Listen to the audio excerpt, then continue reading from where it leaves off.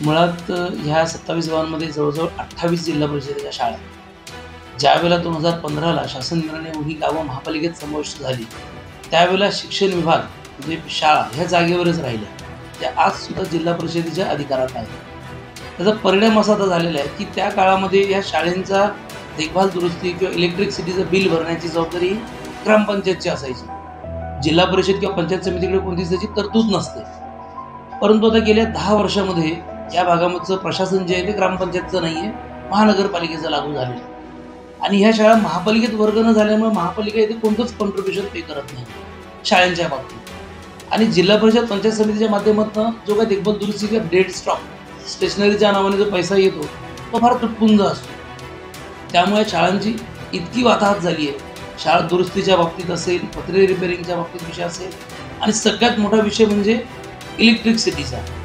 आज light bill जे त्या त्या भागातल्या शाळांचे जे ग्रामस्थ आहेत ते कॉन्ट्रीब्यूट करून भरतात. माझं स्वतः पिसवलीच्या शाळेतलं सुद्धा इलेक्ट्रिसिटी बिल आम्ही स्वतः ग्रामस्थ कॉन्ट्रीब्यूट करून भरत असतो.